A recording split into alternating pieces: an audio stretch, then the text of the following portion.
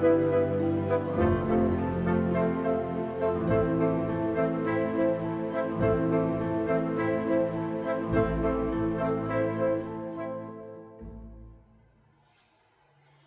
more unfortunate than all living women are we come hither, since that thy sight, which should make our eyes flow with joy and hearts dance with comforts, constrains them weep and shake with fear and sorrow, making the mother, wife, and child to see the son, the husband, and the father tearing his country's bowels out. Alack, how can we for our country pray, whereto we are bound, together with thy victory, whereto we are bound? For either thou must, as a foreign recreant, be led with manacles through our streets, or else triumphantly tread upon thy country's ruin, and bear the palm for having bravely shed thy wife and children's blood. For myself, son, I purpose not to wait on fortune till these wars determine. If I cannot persuade thee rather to show a noble grace to both parts than to seek the end of one, thou shalt no sooner march to assault thy country than to tread, trust to it thou shalt not, on thy mother's womb that brought thee to this world. Nay, go not from us thus. Thou knowest, great son, the end of war is uncertain, yet this certain, that if thou conquer Rome, the benefit which thou shalt thereby reap is such a name whose repetition will be dogged with curses, whose chronicle thus writ, the man was noble, but with his last attempt he wiped it out, destroyed his country, and his name remains to the ensuing age abhorred. Speak to me, son. Why dost not speak? There's no man in the world more bound to his mother, yet here he lets me prate like one in the stocks. Thou hast never in thy life showed thy dear mother any kindness, when she, poor hen, fond of no second brood, has clucked thee to the wars and safely home loaden with honor. Say my request unjust and spurn me back, but if it be not so, thou art not honest, and the gods will plague thee that thou restrainst from me the duty to which a mother's part belongs. He turns away. Down, ladies, let us shame him with our knees. To his surname Coriolanus longs more pride than pity to our prayers. Come, let us go. So we will home to Rome and die among our neighbors. This fellow had a Volscian to a mother. Yet, give us our dispatch. I am hushed until our city be afire. Then I'll speak a little. Thank you.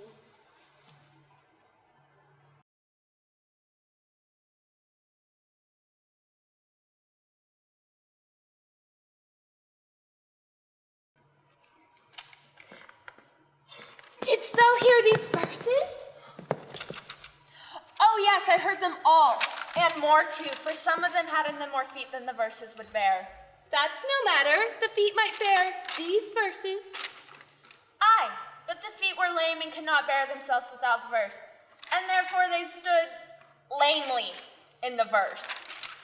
But didst thou hear, without wondering, how thy name should be hanged and carved upon these trees? I was 7 of the 9 days out of wonder before you came. For look here, what I found on a palm tree. I was never sober rhyme since Pythagoras' time, that of which I was an Irish rat, which I can hardly remember. Throw you, who hath done this? Is it a man? And a chain you once wore around his neck? Change your color? I prithee who? Oh, Lord, it is a hard matter for friends to meet, but mountains may be removed with earthquakes and so encounter. Nay, but who? Is it I prithee now, with the most potential of helmets, tell me who it is.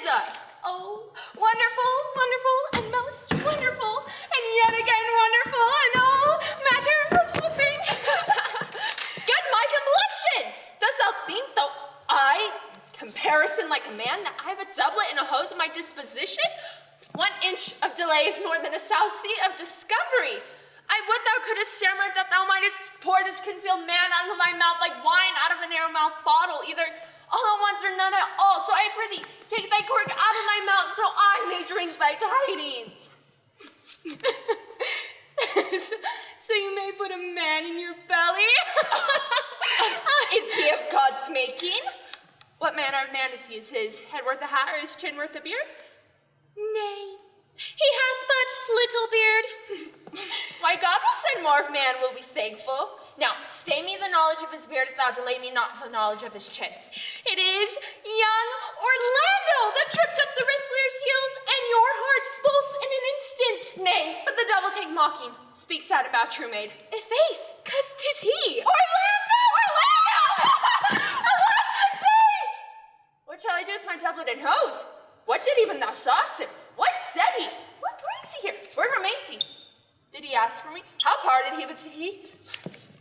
When will thou see him again? Answer me in one word.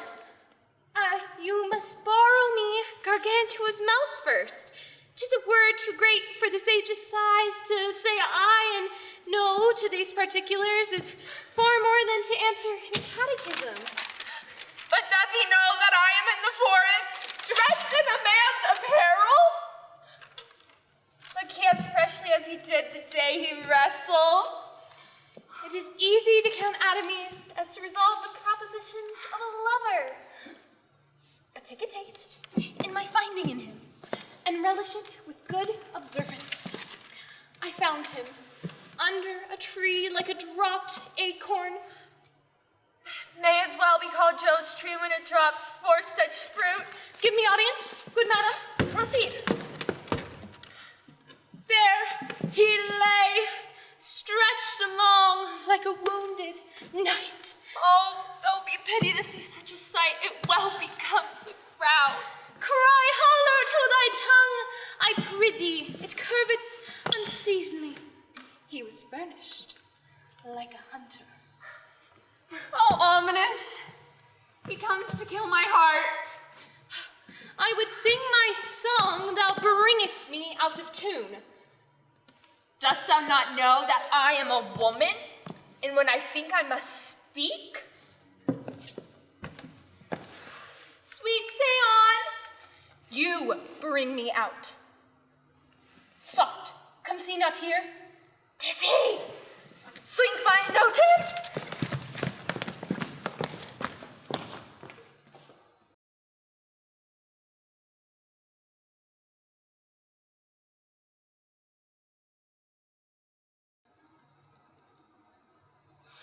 O serpent heart, hid with a flowering face, did ever a dragon keep so fair a cave? Beautiful tyrant, fiend angelical, dove-feathered raven, wolfish, ravening lamb, despised substance of divinest show, just opposite to what thou justly seemst. A damned saint, an honorable villain. O nature, what hadst thou to do in hell when thou didst lower the spirit of a fiend in moral paradise of such sweet flesh? Was ever a book containing such vile manners so fairly bound? Oh, that deceit should dwell in such a gorgeous palace!